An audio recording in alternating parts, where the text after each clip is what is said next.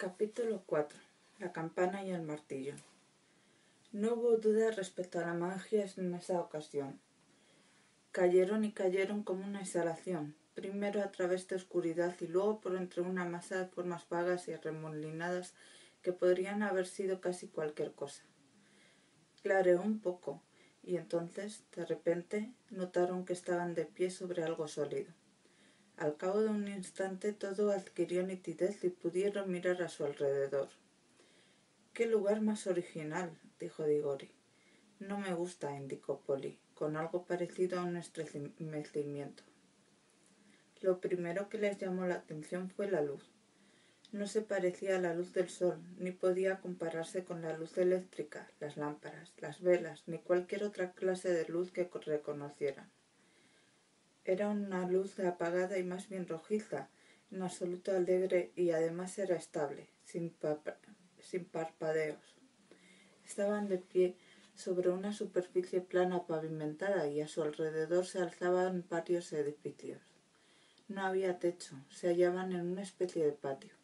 El cielo era extraordinariamente oscuro, de un tono entre azul y negro. Después de haber visto aquel cielo, uno se preguntaba cómo podía existir la luz en ese lugar. «Hace un tiempo muy curioso», comentó Diggory. «Me pregunto si no habríamos llegado justo en el momento de presenciar una tormenta o un eclipse». «No me gusta», repitió Polly. Los dos, sin saber muy bien por qué, hablaban en susurros, y a pesar de que no existía un motivo por el que debieran seguir con las manos entrelazadas tras su salto, no se soltaron. Las paredes se alzaban muy altas alrededor de todo aquel patio, y tenían enormes ventanas sin cristales, a través de las cuales no se veía otra cosa que negra oscuridad. Más abajo había enormes arcos sostenidos por pilares, que se abrían negros como las bocas de los túneles del ferrocarril. Hacía bastante frío. La piedra en la que estaba construido todo parecía roja, pero el efecto podía deberse meramente a la curiosa luz. Resultaba evidente que el lugar era muy antiguo. Muchas de las losas planas cubrían el patio y estaban agrietadas. Ninguna encajaba bien y las puntiagudas esquinas estaban desgastadas. Una de las entradas en forma de arco estaba medio tapada por escombros. Los dos niños no hacían más que girar y girar para contemplar los distintos extremos del patio, y uno de los motivos que tenían para hacer eso era que temían que alguien o algo los mirara desde aquellas ventanas cuando estuvieran de espaldas. «¿Crees que aquí vive alguien?», preguntó Diggory por fin, todavía en un susurro. «No», respondió Polly. «Está todo en ruinas y no hemos oído ni un ruido desde que llegamos». «Quedémonos muy quietos y escuchemos durante un rato», sugirió él. Permanecieron inmóviles y aguzaron el oído, pero todo lo que oyeron fue el sordo golpeteo de sus corazones. Aquel lugar estaba al menos tan silencioso como el bosque entre los mundos, pero se trataba de una quietud distinta. El silencio del bosque había sido plácido y cálido, casi se podía sentir cómo crecían los árboles, y lleno de vida. Aquel era un silencio sin vida, frío y vacío. Era inimaginable que creciera algo en él. «Vámonos a casa», propuso Polly. «Pero no hemos visto nada aún», protestó Diggory. «Ahora que estamos aquí, sencillamente debemos echar un vistazo». «Estoy segura de que no hay nada interesante en este lugar. De poco sirve encontrar un anillo mágico que te permite entrar en otros mundos si tienes miedo de echarles un vistazo cuando has llegado a ellos». «¿Quién habla de tener miedo?», dijo Polly, soltando la mano de su compañero. «Bueno, no pareces muy entusiasmada con la idea de explorar este sitio. Iré a donde tú vayas». «Podemos marcharnos en cuanto queramos», dijo Diggory. «Será mejor que nos saquemos los anillos verdes y los guardemos en el bolsillo derecho.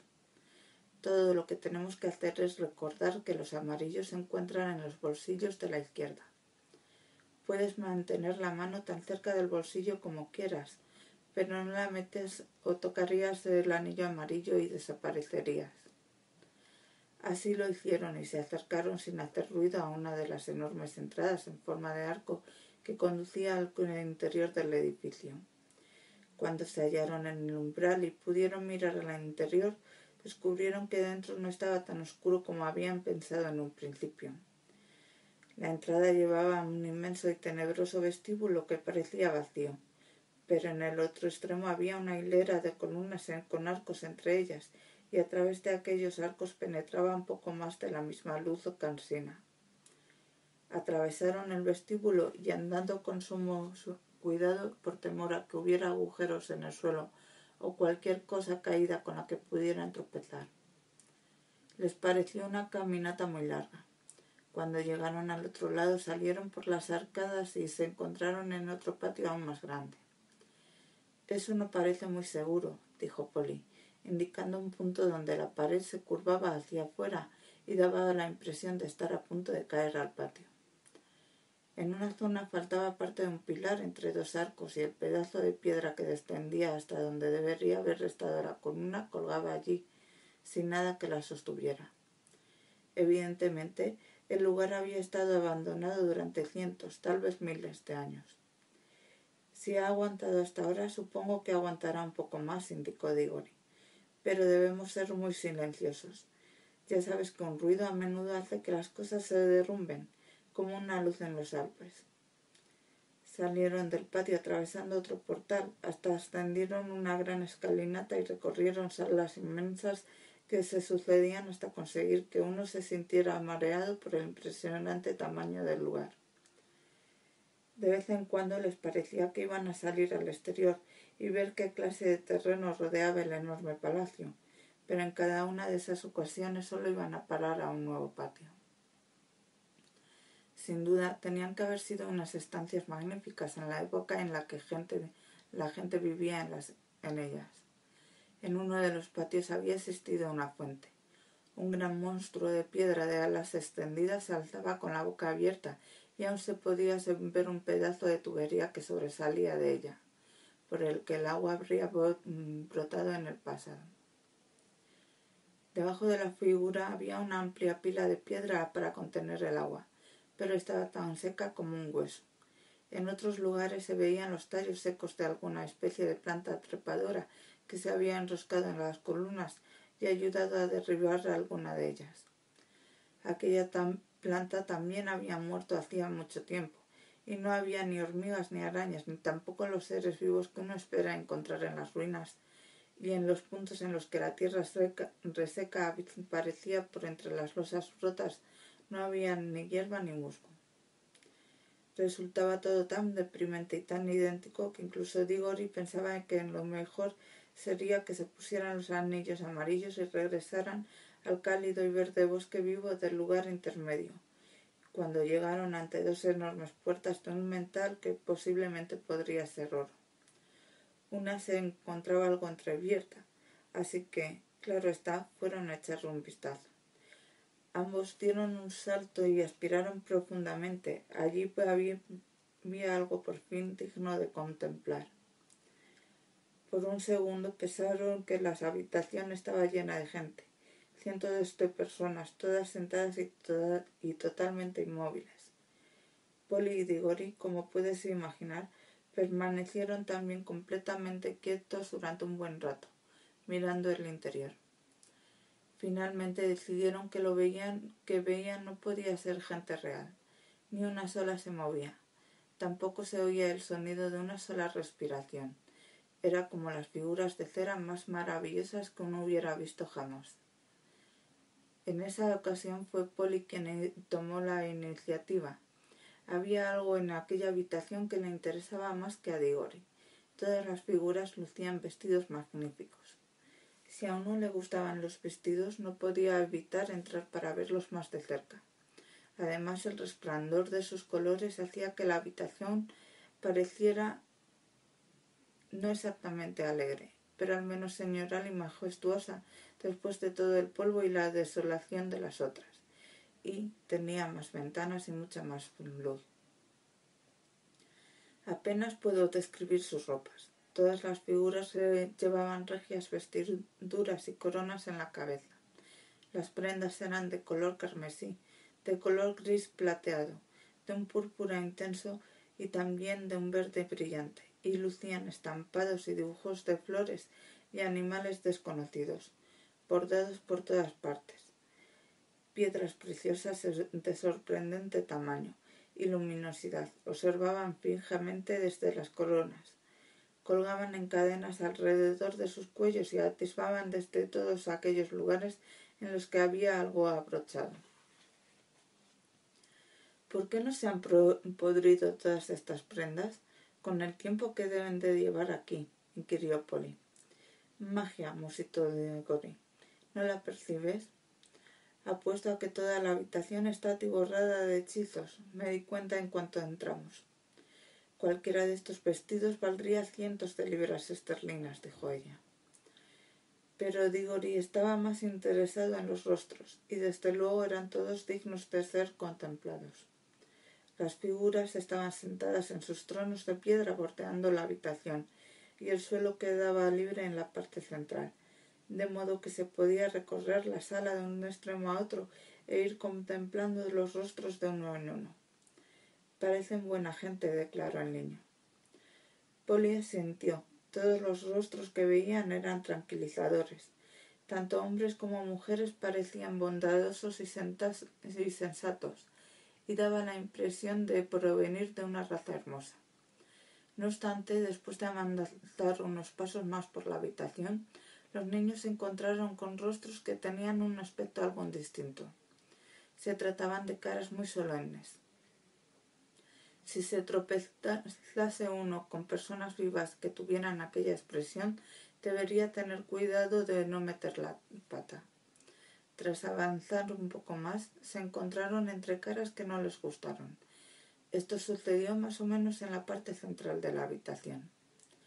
Los rostros de aquella zona tenían un aspecto muy enérgico y también orgulloso y feliz, pero parecían gente cruel. Un poco más adelante parecían más crueles todavía. Más allá seguían siendo crueles, pero ya no parecían felices. Eran incluso rostros desesperados, como si la gente a las que pertenecían tuviera hecho cosas espantosas y también parecido cosas horribles. La última de todas las figuras era la más interesante. Era una mujer vestida con más suntuosidad aún que los demás. Muy alta, aunque todas las figuras de aquella habitación eran más altas que la gente de nuestro mundo, con una expresión tal de ferocidad y orgullo que lo dejaba uno sin respiración. Sin embargo, al mismo tiempo era hermosa.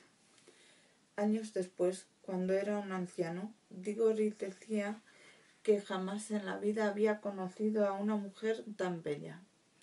De todos modos, es justo decir también que Polly siempre declaró que no pudo ver nada especialmente hermoso en ella. Esa mujer, como decía, era la última figura, pero quedaba un gran número de sillas vacías después de ella, como si la habitación hubiera estado pensada para una colección mucho mayor de imágenes. Me encantaría conocer la historia que hay detrás de todo esto, dijo Diggory. Retrocedamos y echemos un vistazo a esa especie de mesa que hay en el centro de la habitación. Lo que había en el centro de la habitación no era exactamente una mesa. Era una columna cuadrada de 1,20 m de altura, aproximadamente, y sobre ella se alzaba un pequeño arco dorado del que colgaba una campanilla dorada, y junto a ésta descansaba un martillo también dorado, con el cual se golpeaba la campana. Me pregunto, empezó a decir Diggory. Mira que parece que hay algo escrito, indicó Polly, inclinándose para observar el lateral de la columna. Caramba, parece que sí, confirmó él, pero naturalmente no podremos leerlo. ¿No podremos? No estoy tan segura. Ambos miraron con atención y, tal como era de esperar, las letras talladas en la piedra eran desconocidas. Pero entonces tuvo un gran prodigio, pues a medida que miraban, a pesar de que la forma de las extrañas letras no se cambió en ningún momento, descubrió que las entendían. Si Diggory hubiera recordado lo que él mismo había dicho apenas unos minutos antes, acerca de que la sala estaba encantada, habría podido adivinar que el hechizo empezaba a actuar, pero la curiosidad lo embargaba de tal modo que no podía pensar en eso. Cada vez ansiaba más averiguar lo que estaba escrito en la columna, y, por suerte, no tardaron en saberlo. Lo que decía era algo parecido a esto, al menos este es el significado del texto, aunque la poesía en lengua original era mejor. Haz tu elección, aventurero desconocido. Golpea la campana y aguarda el peligro. O pregúntate hasta enloquecer qué habría sucedido si lo llegas a hacer. Ni hablar, exclamó Polly. No queremos correr peligros de ninguna clase. Pero, ¿no te das cuenta de que no sirve de nada?, dijo Diggory. Ahora no podemos escapar. No pasaremos la vida preguntándonos qué habría sucedido si hubiéramos golpeado la campana. No pienso regresar a casa para luego volverme loco pensando en eso. Ni hablar. No seas bobo, repuso Polly, como si eso fuera a pasarle a alguien. ¿Qué importa lo que habría sucedido? Supongo que cualquiera que haya llegado tan lejos se verá obligado a hacerse preguntas continuamente hasta acabar chiflado. Esa es la magia que posee. ¿Comprendes? Ya noto cómo empieza a hacerme efecto. Bueno, pues yo no, indicó Polly malhumorada. Y dudo mucho que tú lo notes. Estás fingiendo. Eso es lo que dices tú, dijo Diggory. No lo entiendes porque eres una chica. Las chicas nunca quieren saber nada que no sean habladurías y tonterías sobre bodas de blanco. Has puesto la misma expresión que tu tío, le increpó Polly. ¿Por qué te vas siempre por las ramas? De lo que estamos hablando es... Típico de hombres, exclamó ella con una voz muy adulta, pero se apresuró a añadir con su tono de siempre. Y no digas que eso es típico de mujeres o serás un copión asqueroso. Jamás se me ocurriría llamar a mujer a una niña como tú, respondió Diggory con altivez. Ah, sí, sois una niña, ¿no es eso?, dijo Polly, que estaba furiosa de verdad. Pues bien, no tendrás que preocuparte más por tener a una niña a tu lado. Me voy, estoy harta de este lugar. Y también estoy harta de ti, cerdo repugnante, presumido y testarudo. Nada de eso, exclamó Diggory en un tono de voz mucho más desagradable de lo que era su intención, pues vio que la mano de Polly se dirigía hacia su bolsillo para tomar el anillo amarillo. No puedo disculpar lo que hizo a continuación, si no es diciendo que lo lamentó muchísimo después, y también lo lamentaron muchas otras personas. Antes de que la mano de la niña llegara al bolsillo, le sujetó con fuerza la muñeca, inclinando su espalda contra el pecho de su amiga. Luego, manteniendo la otra mano de Polly apartada con el codo, se inclinó hacia delante y levantó el martillo y asestó a la campana dorada un ligero y rápido golpecito. Hecho eso, soltó a la niña, y ambos se les separaron mirándose fijamente el uno al otro y con la respiración entrecortada. Polly empezó a llorar, no de miedo, ni tampoco debido a que él le hubiera hecho daño en la muñeca, sino presa de una gran cólera. Sin embargo, en cuestión de 2 segundos, los dos tuvieron algo en lo que pensar que les hizo olvidar totalmente su pelea. En cuanto recibió el golpe, la campana emitió una nota melodiosa tal como se habría esperado de ella y no muy fuerte. No obstante, en lugar de apagarse de nuevo, la nota siguió sonando, y a medida que sonaba fue subiendo de volumen. Antes de transcurrido 1 minuto sonaba ya del doble de alto de lo que lo había hecho al principio, y muy pronto fue tan potente que si los niños hubieran intentado hablar, aunque no pensaban en hablar en aquellos momentos, se limitaban a permanecer allí de pie boquiabiertos, no se habrían oído el uno al otro. Muy pronto fue tan fuerte que ni siquiera gritando se habrían oído mutuamente. Y el sonido siguió aumentando, siempre basado en una nota, un melodioso sonido ininterrumpido que, aunque hubiera algo de inquietante en su dulzura, hasta que toda la atmósfera de aquella enorme habitación vibró con él y notaron como el suelo de piedra temblaba bajo sus pies. Luego, por fin, empezó a mezclarse con otro sonido, vago y catastrófico, que al principio recordó al rugir de un tren lejano y luego al estampido de un árbol al desplomarse. Oyeron algo parecido a grandes pesos que caían. Finalmente, con una repentina ráfaga de aire y un retumbo y una sacudida que casi los derribó al suelo, más o menos a una cuarta de parte del techo situado en un extremo de la habitación, se vino abajo.